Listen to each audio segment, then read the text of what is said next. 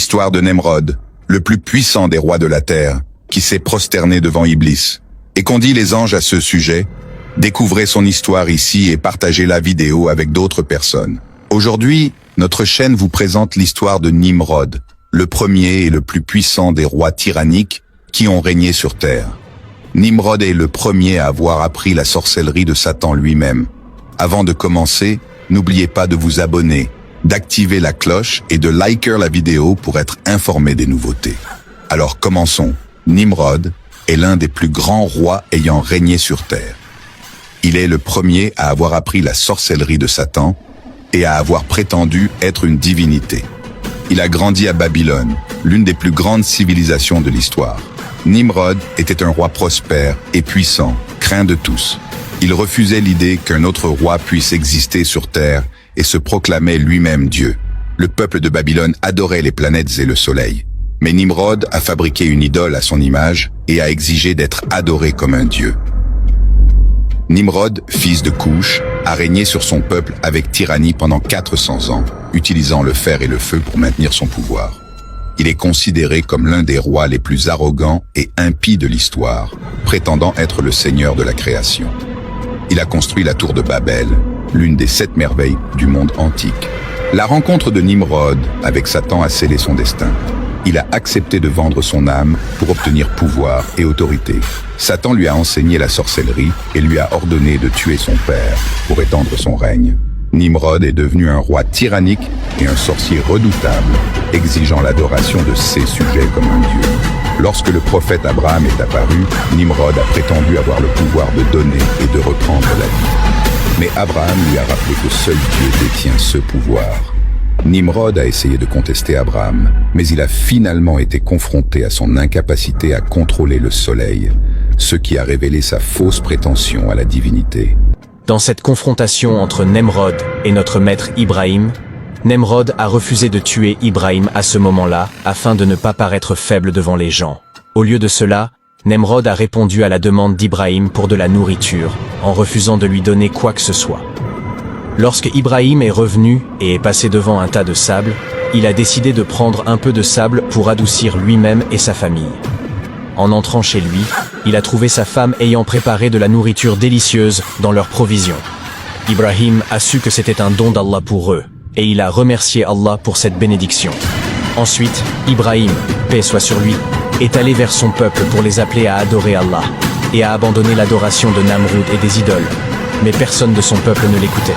Un jour, alors que son peuple célébrait à l'extérieur de la ville, Ibrahim brisa toutes leurs idoles sauf la grande idole, Namroud.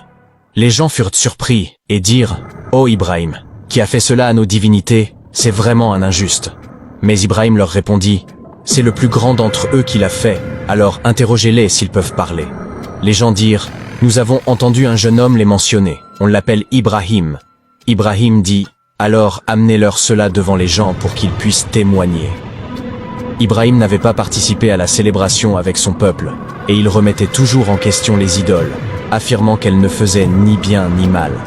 Donc, tous les soupçons se tournèrent vers Ibrahim. Ibrahim fut surpris par leur réaction et leur dit « Le grand des idoles l'a fait, demandez-leur donc s'ils peuvent parler. » Les gens retournèrent chez eux un moment, puis dirent à Ibrahim « Comment une idole qui ne peut ni parler ni se déplacer peut-elle faire cela alors qu'elle ne fait ni bien ni mal ?» Ibrahim fut étonné par leurs paroles et se demanda comment il pouvait adorer ces idoles tout en adorant les étoiles et les planètes, alors qu'Allah leur avait clairement expliqué cela dans son noble livre. Il leur dit alors de réfléchir par eux-mêmes, et ils dirent « Vous êtes les vrais injustes. » Ensuite, ils dirent « Allons, brûlons-le et défendons nos dieux si vous êtes sincères. » Nous avons dit « Au feu, sois frais et sûr pour Ibrahim. » Ils ont alors essayé de comploter contre lui, mais nous les avons rendus les perdants. Namroud fut étonné par la force d'Ibrahim contre son autorité, sa puissance. Namroud était très en colère, son arrogance avait été défiée par Ibrahim. Il leur dit alors de réfléchir par eux-mêmes et ils dirent « Vous êtes les vrais injustes. » Ensuite, ils dirent « Allons, brûlons-le et défendons nos dieux si vous êtes sincères. » Nous avons dit « Au feu. » Soit frais et sûr pour Ibrahim. Ils ont alors essayé de comploter contre lui, mais nous les avons rendus les perdants. Namroud fut étonné par la force d'Ibrahim contre son autorité, sa puissance. Namroud était très en colère. Son arrogance avait été défiée par Ibrahim. Alors Namroud se tourna vers Iblis et lui demanda où étaient les pouvoirs qu'il lui avait promis. Comment ce jeune homme osait-il défier son peuple? Alors je n'ai pas trouvé les pouvoirs que tu m'as promis. Iblis lui dit que les pouvoirs sont que tu es le roi des 7 régions, et il n'y a pas un seul être humain qui n'ait peur à ton nom, et des familles entières de djinns obéissent à tes ordres. Namroud était furieux car les gens avaient vu sa faiblesse et la force d'Ibrahim, et parce que certains croyaient en Ibrahim. Namroud dit à Iblis, « Où sont ces pouvoirs absolus que tu prétends posséder? Comment un feu ardent ne peut-il pas brûler un être humain ?» Iblis lui dit que pour éviter que Namroud ne pense qu'Ibrahim était un prophète envoyé par Dieu, il lui dit qu'Ibrahim était un diable parmi les diables. Namroud dit alors, « Vraiment, tu veux dire un diable plus grand que toi? Nous connaissons tous Ibrahim et nous connaissons son père, Hazar, le sculpteur. Puis, que possède Ibrahim qu'aucun de nous ni toi ne possède ?»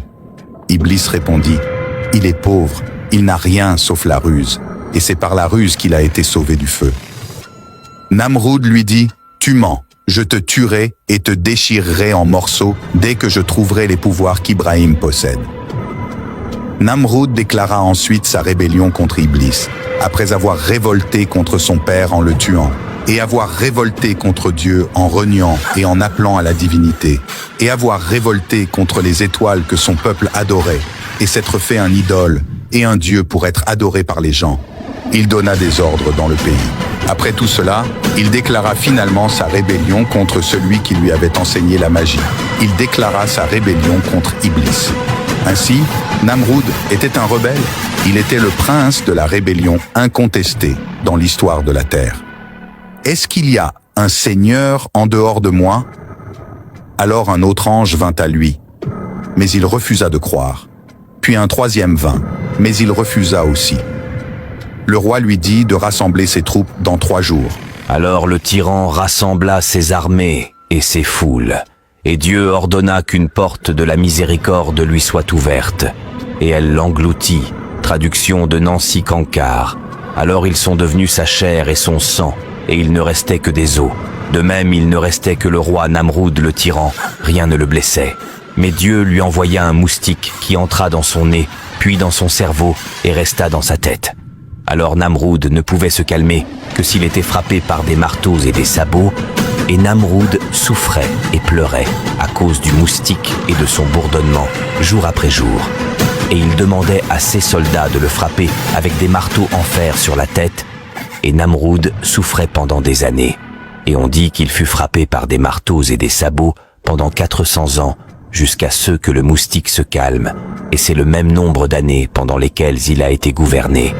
Alors Dieu l'a puni avec 400 autres années de tourments, de honte et d'humiliation. Un petit moustique le rendit fou à force d'être frappé sur la tête, et c'est là l'histoire de l'homme le plus grand.